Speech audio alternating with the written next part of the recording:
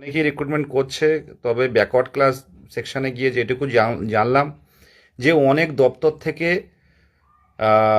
বিসিডব্লিউর কাছে, backward class welfare যে department আমাদের ওয়েস্ট বেঙ্গলে আছে, তো অনেক ডিপার্টমেন্ট থেকে তারা রিভিউ চাইছে, মানে নিয়োগ করার চেষ্টার জন্য তারা কিন্তু ব্যাকওয়ার্ড ক্লাস থেকে তারা পারমিশন চাইছে, কিন্তু তাদের কাছে নির্দিষ্ট তারা করতে পারছে না, যারা নিয়োগ মানে নোটিফিকেশান দিচ্ছে তাদের দায়িত্বে।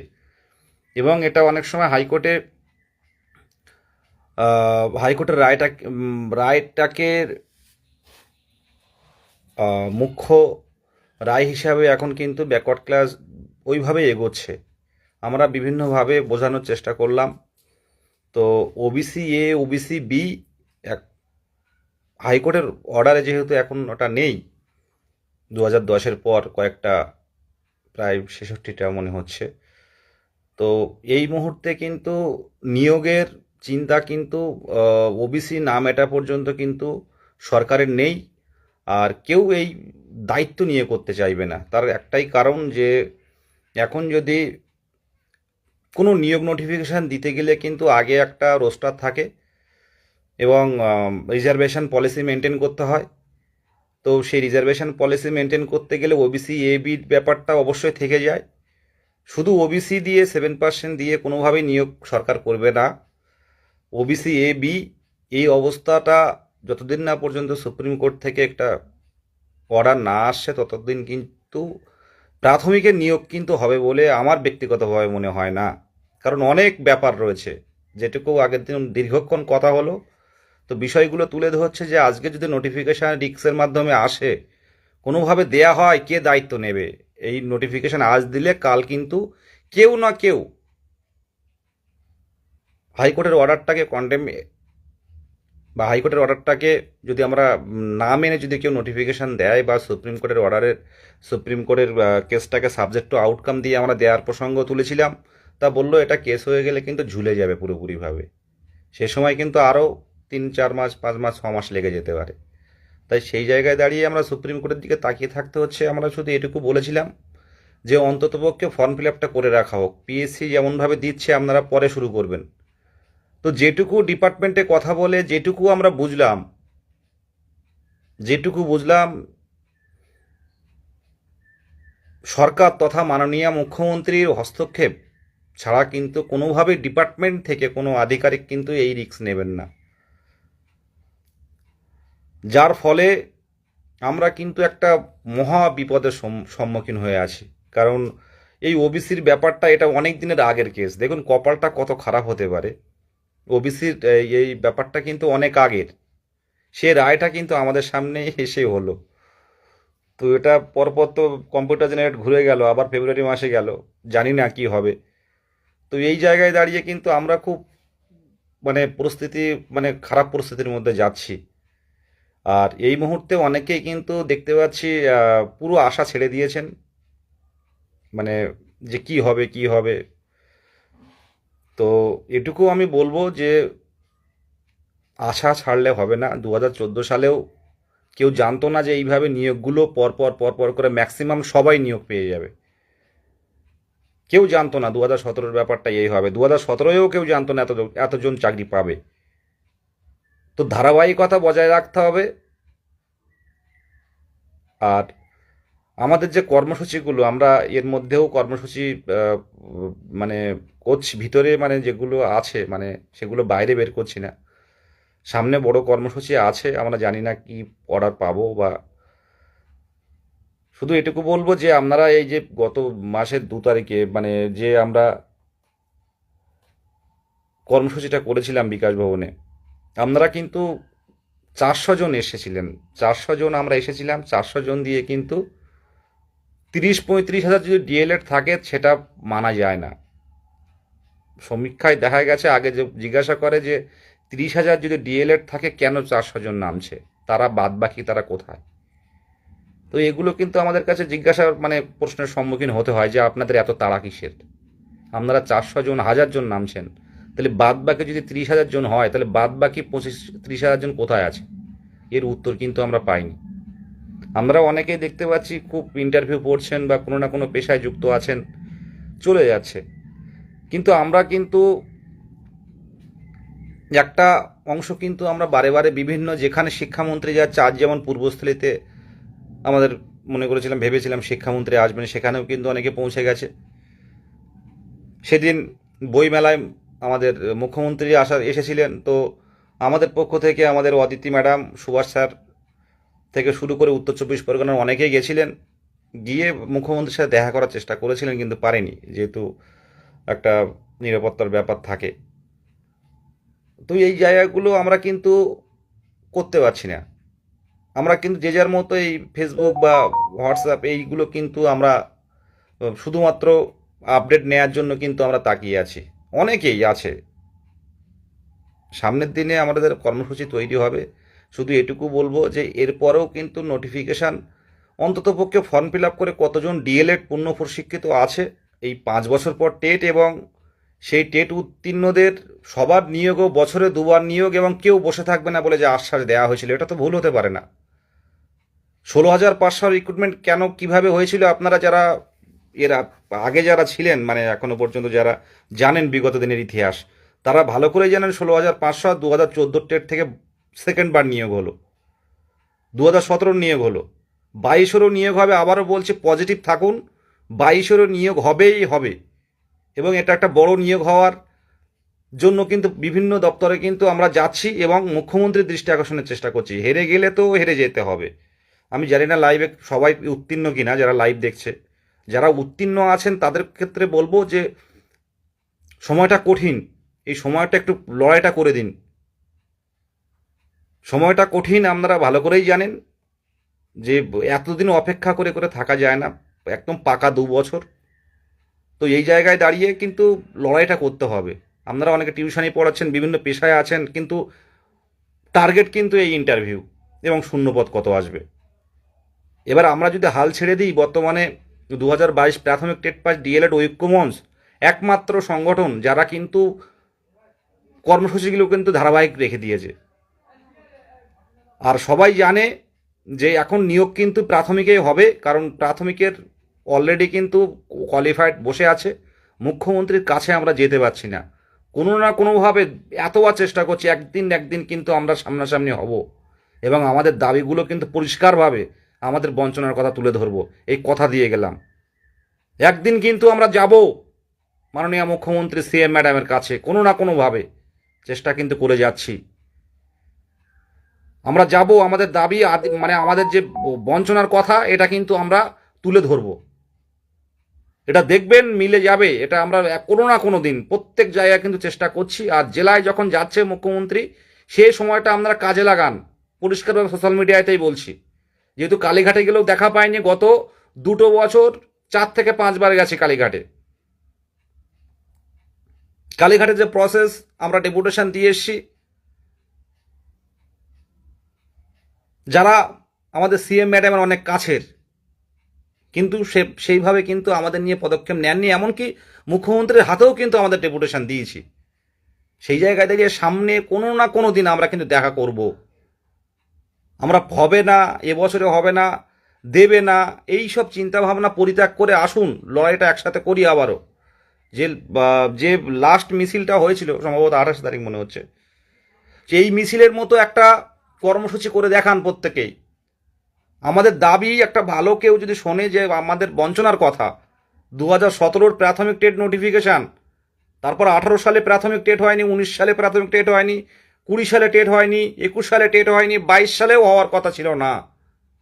আজকে যদি সুপ্রিম কোর্টের কথা যদি রাজ্য সরকার শুনতো, পর্ষদ, টেটটা যদি মার্চ মাসে হয়ে যেত, 2022-এর মার্চ মাসের মধ্যে টেট নেওয়ার অর্ডার দেওয়া ছিল, সেই টেট 2022-এর ডিসেম্বর মাসে নেওয়া হলো।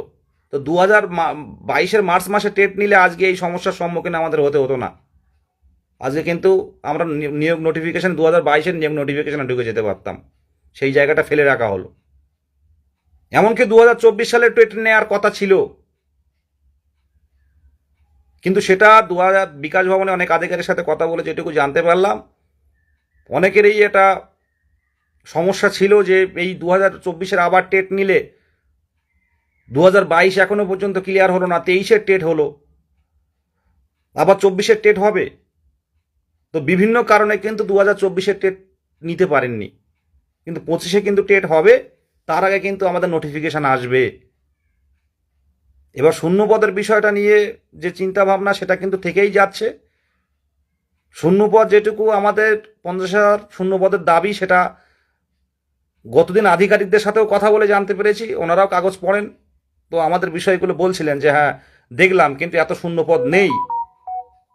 আমরা এটাও জানি 50,000 ডিএলএড নেই, তবু আমাদের দাবি থেকে আমরা নড়ছি না, কারণ যেহেতু দীর্ঘদিন অপেক্ষার পর এই নিয়োগ হবে, সেই জায়গায় দাঁড়িয়ে কেউ বঞ্চনার শিকার হোক। আর যারা অলরেডি বয়স পেরিয়ে গেছে, 43 বছর বয়স অনেকের কাছাকাছি, অনেকের 40 বছর, অনেকের 37, 38, 39, বর্তমানে ভ্যাকান্সি বেশি না থাকলে এরা ফাইনাল মেরিট লিস্টে অংশ মানে জায়গা করাটা খুব কঠিন হয়ে দাঁড়াবে।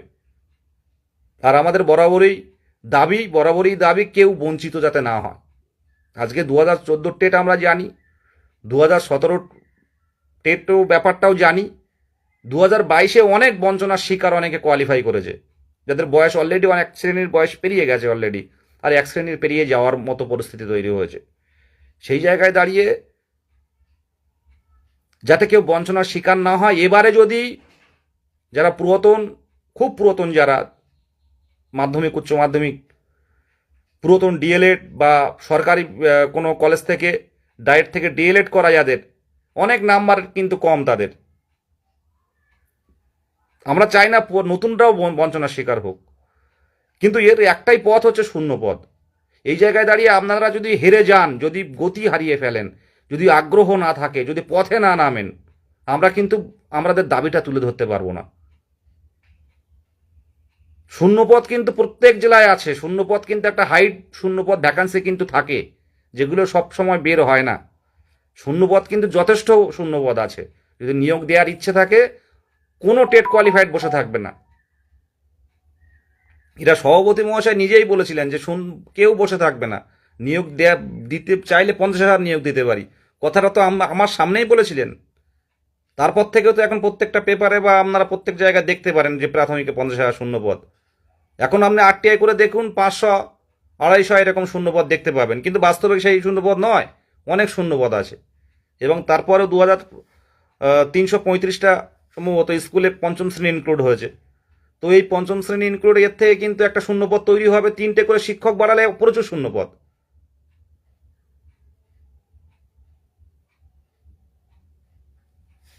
তো এই জায়গাগুলো দেখতে হবে। আমরা এইবারে যে আন্দোলনের ডাক দেব খুব দ্রুত, আমরা এই মাসেরই মানে 10 তারিখের মধ্যে একটা ডাক দেব, প্রত্যেকের উদ্দেশ্যে বলছি, বেরিয়ে আসুন, বেরিয়ে আসুন।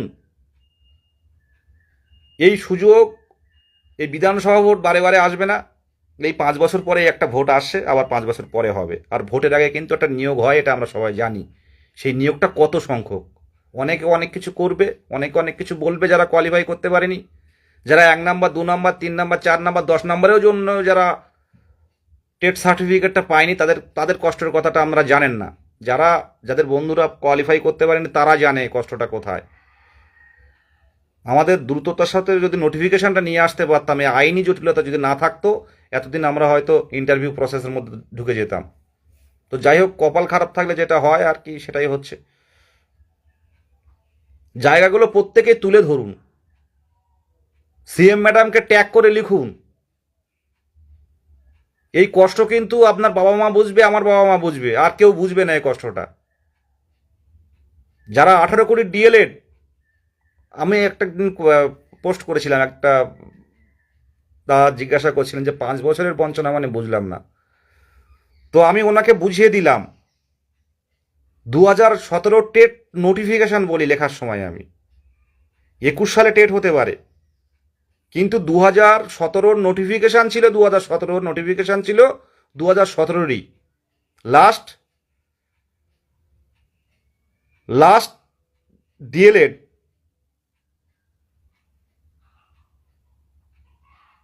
15-17, 17-19 খুব সম্ভব, 17-19 খুব সম্ভব। তারা কিন্তু 2017 টেট লাস্ট ডিএলএড ব্যাচ কিন্তু দিতে পেরেছিল।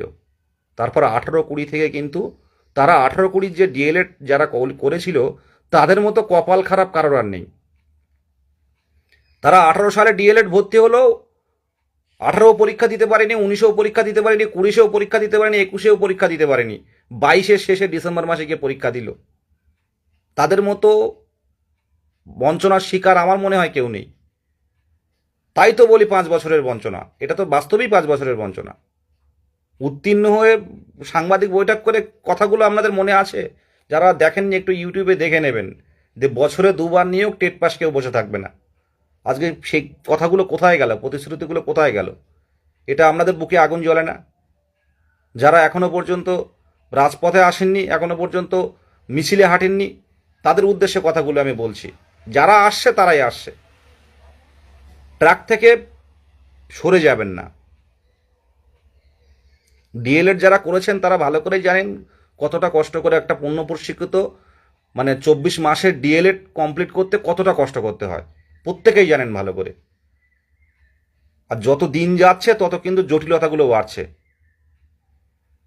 যারা যারা মানে দেখেছি এর আগে, যারা 18 মাসের ডিএলএড যারা, তারাও কিন্তু আস্তে আস্তে বৈধ হয়ে যাচ্ছে।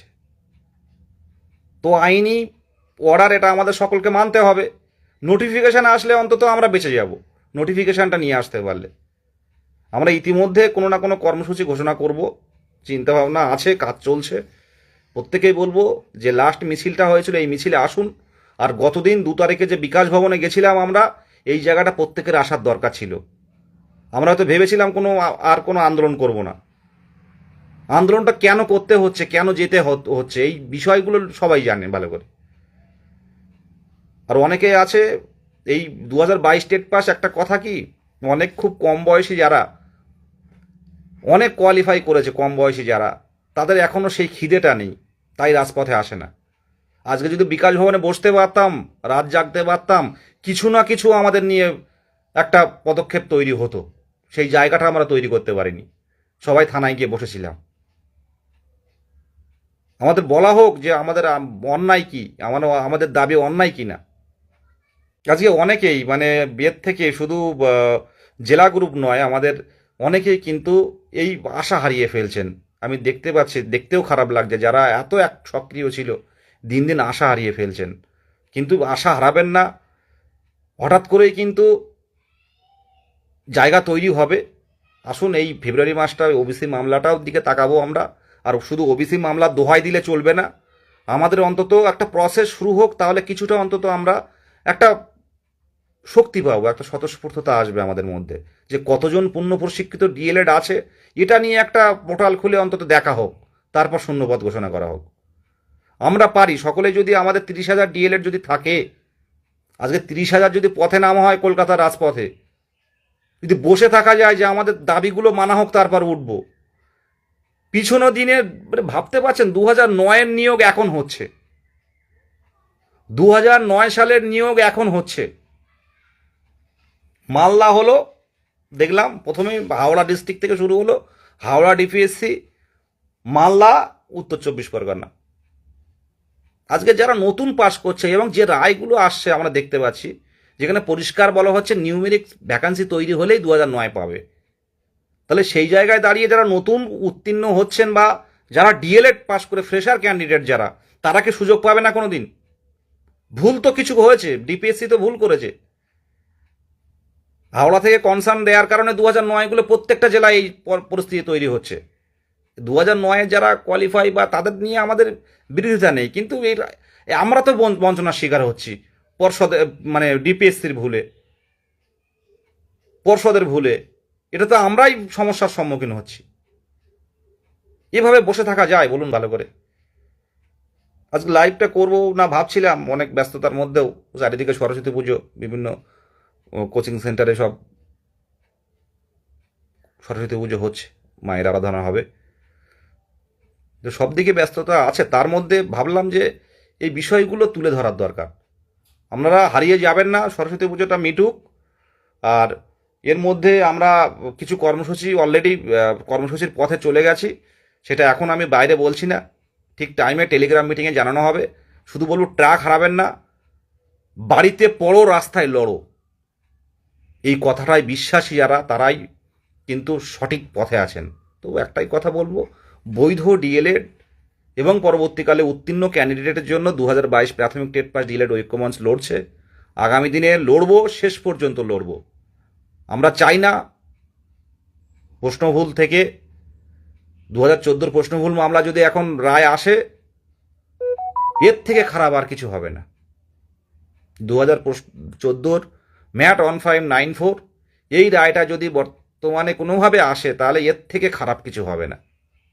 আমরা চাইছি দ্রুত নিয়োগের বিষয়টা, যাতে এই ওবিসি সমস্যাটা মিটে দ্রুত নিয়োগ হয়, এই বিষয়টা দিকে আমরা নজর রাখছি। আমরা গেছিলাম, গিয়ে ব্যাকওয়ার্ড ক্লাসে এটা বিষয়গুলো তুলে ধরেছি। তো সব দিক থেকে কিন্তু চেষ্টা করতে হবে আমাদের। দরকার হয় আমাদের আরও যারা আধিকারিক, সরকারি আধিকারিক, তাদের কাছে জানাতে হবে বিষয়গুলো, যে 2014 মানে এই 22-এর বিষয়টা অনেকেই জানেন না, যে 22-এর নিয়োগ হচ্ছে, আবার 22-এর টেট অনেকেই বোঝেন না, কিন্তু এগুলো আমরা বুঝিয়েছি বারে বারে।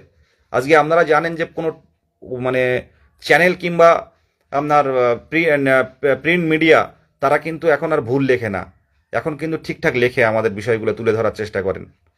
তো মাননীয় মুখ্যমন্ত্রীও জানেন ভালো করে যে এই টেট উত্তীর্ণরা বসে আছে, কারণ আমরা লাগাতার কিন্তু এই গত 2 বছর আন্দোলন করে গেছি, লাগাতার মুখ্যমন্ত্রীর দৃষ্টি আকর্ষণের জন্য। মন্ত্রী একবার বলেছিলেন যে ধাপে ধাপে নিয়োগ হবে। তো 22-এর ক্ষেত্রে ধাপে ধাপে না, বড় একটা ভ্যাকান্সি চাই, যাতে সবাই বেরিয়ে যেতে পারে। এই দাবিটা কিন্তু প্রত্যেক জায়গায় আছে, এবং এই দাবির জন্য যেখানে যেতে হয় সেখানে যাব। ভেঙে পড়ার কোনো জায়গা নেই। অনেকে ভেঙে পড়ছে, কিন্তু ভেঙে পড়বেন না। ভাবুন যে বাবা মায়ের কষ্টের টাকা দিয়ে 2 বছরের ডিএলএড প্রশিক্ষণ নিয়েছেন, আর 2 বছরে কতটা খাটতে হয় আমাদের, খাতা কিংবা ইন্টার্নশিপ থেকে শুরু করে, আমাদের ইন্টারনাল এক্সটার্নাল থেকে শুরু করে আমাদের কতটা খাটতে হয়েছে।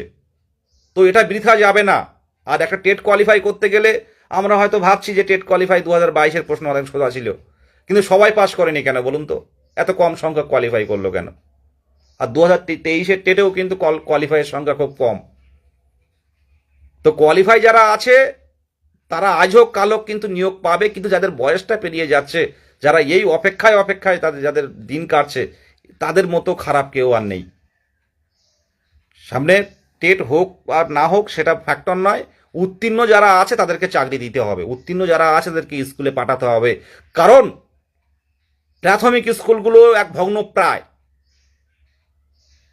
যে সমীক্ষা আমরা দেখতে পাচ্ছি, এই সমীক্ষা দেখে অবাক হয়ে যাচ্ছি যে কোনো স্কুলে শিক্ষক নেই, কোনো স্কুলে ছাত্র নেই, শিক্ষার্থী নেই। এর দুটো কারণেই কিন্তু এই ধারাবাহিক নিয়োগের অভাব।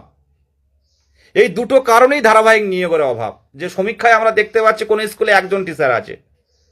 তো অভিভাবক অভিভাবিকা যারা আছেন, গার্জেন যারা আছেন, তারা সবাই নিজের সন্তানকে কিন্তু একটা ভালো স্কুলে দিতে চান। কিন্তু স্কুলে যদি টিচার নিয়োগ না থাকে, একজন দুজন টিচার থাকে, তাহলে বেসরকারির দিকে তারা কিন্তু যাচ্ছে। তো সেই জায়গায় দাঁড়িয়ে আমরা দেখেছি গত দিনে দেগঙ্গায়, গতকাল অভিভাবক অভিভাবিকেরা কিন্তু দেগঙ্গায় তারা কিন্তু রাস্তায় নেমে, শিক্ষার্থী এবং তাদের বাবা মায়েরা রাস্তায় নেমে কিন্তু প্রতিবাদ জানিয়েছে, শিক্ষক নিয়োগের দাবি জানিয়েছে। কুর্নিশ জানাই দেগঙ্গার মানুষকে। প্রত্যেকটা জেলায় জেলায় করুন এটা, প্রত্যেকটা জেলায় জেলায় তুলে ধরুন। ছাত্র, শিক্ষক, অভিভাবক অভিভাবিকা রাস্তায় নামুন। শিক্ষক নিয়োগ ছাড়া কিন্তু এই প্রাথমিকের এই যে ভগ্ন দশা, এই অবস্থা কিন্তু তৈরি হয়ে থাকবে। প্রত্যেক জেলায় জেলায় অনুরোধ করবো, জেলায় জেলায় আপনারা এই আন্দোলনে সামিল হন।